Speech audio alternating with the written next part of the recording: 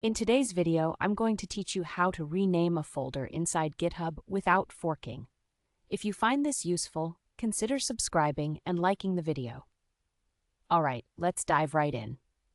The first thing you need to do is navigate to your repository.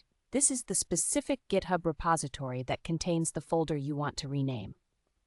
You can find it by logging into GitHub and going to your profile, or simply using the search bar if it's a public repository. Once you're on the repository page, you should see all the files and folders listed there.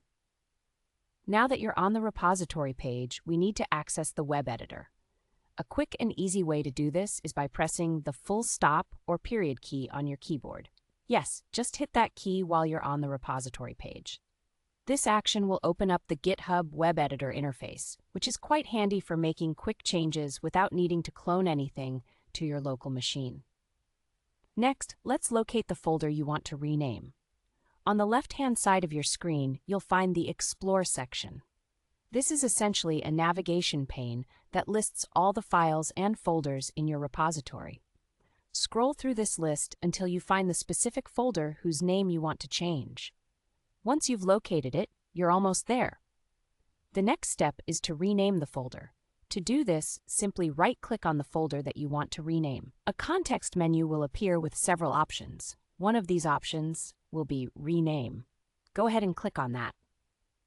After you select Rename, a box will appear, allowing you to type in the new name for your folder.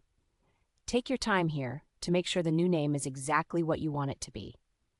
Once you've got the new name typed out, all you need to do is hit Enter. One of the great things about GitHub is that the changes will save automatically, so you don't have to worry about going through any additional steps to ensure your renaming is secure. And just like that, you've renamed a folder in GitHub without needing to fork the repository or even leave your browser.